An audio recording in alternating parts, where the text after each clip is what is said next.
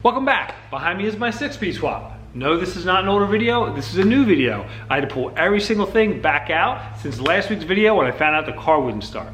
This week's video is brought to you by SeatShafts.com, manufacturer of solid stainless steel seat motor drive shafts. Save money on costly seat repairs by replacing the weaker factory shaft with an upgraded, stronger one. Custom sizes available for all makes and models. BMW, Chevy, Dodge, GMC, Mazda, Mercedes, and many more.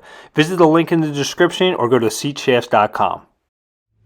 So last week's video, I went to start the car after I had everything done and the engine was locked up, it wouldn't turn. I tried to put a breaker bar on it to spin it freely and it was moving very, very slowly. So I dropped the oil pan down to check inside. Since I did put the rear main seal in it and a new oil pan gasket before I actually put the trans in, so let me check that first. So I checked my oil pump, I checked the rear main cap, and everything was completely fine in there. So I was even looking at the starter, making sure the starter wasn't locked up in the bell housing, and that was completely fine. At that point, I removed the slave cylinder to kind of look in from the front, and metal shavings came out. So there I was like, you know what? Everything has to come back outside. I gotta see what's going on inside the bell housing. Once I had everything removed, I was able to look inside the bell housing and this is what I found. All right, so here's the damage there. You can see around the clutch, all this is rubbing right there on the clutch fork. So at that point, when I was stepping on the clutch, it was literally pushing the fork against the clutch, locking it out so it wouldn't actually turn. So now that that was all out, what I did was I was checking the clutch pressure plate and I was kind of measuring the stack height of the clutches and the old clutch. I even purchased a new clutch to make sure the new one wasn't bad, and I measured all those and they all seemed fine. The next thing I did was order a new clutch fork and a new pivot ball. So the one that I was on the bell housing originally was the original one. So I don't know the condition, if it was bent. It looked okay, but I don't know it could actually be bent. So I ordered that and put that on. Okay, so the first thing I noticed when I put a straight edge on like the most flat part here, there was a gap in there like that compared to the new one, which was there's barely anything there. So that may be the culprit there. Also, there's some pretty good wear on this opposed to the new one. So we're just gonna put this in the bell housing and get this back on the car. Okay, so if you're either trying to get this out or put this back in here, it's really tight inside of here. And although this looks like it slides in and clips in like that, which it does, to try to get this out of the bell housing is really tough with this in here. But if you look on the inside here, there is an Allen head and you actually tighten this down from the other side or loosen it from the other side. And once you get this in, there's a locking bolt or screw here that you're gonna tighten down into this like that. So I'm gonna grease this up, clip it on the fork, and then screw this in from the other side. I'm also gonna be using anti-seize on the threads of this, and then I'll put a little bit of Loctite on this.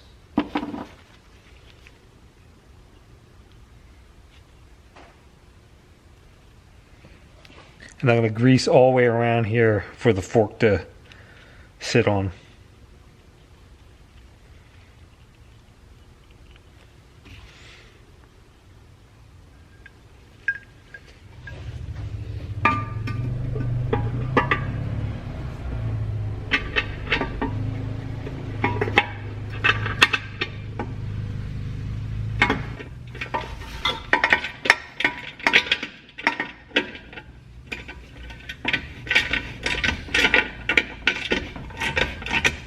Because you're tightening this or loosening it from the back, the other side, it's going to be reverse thread. So tightening it would be going the opposite direction and then vice versa if you were loosening it. All right, now I'm just going to put a tiny drop of Loctite on here.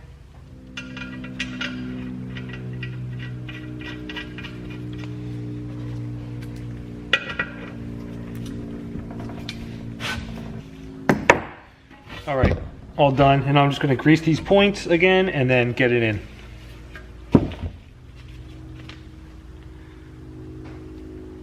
All right, even though the clutch fork was bent a little bit, it was still hitting just as bad as it was originally. So that leaves me with one last culprit, that's the flywheel. So even though it was the 84 to 85 specific flywheel for this swap, made by Fidenza, it's exactly what it was. It is almost like a ½ inch too tall, like from the crankshaft flange to the face of the flywheel. The original 4+3 one, that's for a 2-piece rear main seal, is 1 inch. And the new one, the Fidenza one, is 1.5 inches roughly. So that was just enough to push everything forward. So what I ended up doing was I test fit my old flywheel and the new clutch assembly, and everything worked perfectly. So what I ended up doing was I ordered a brand new flywheel for $100, not $700 for the Fidenza one, which was wrong.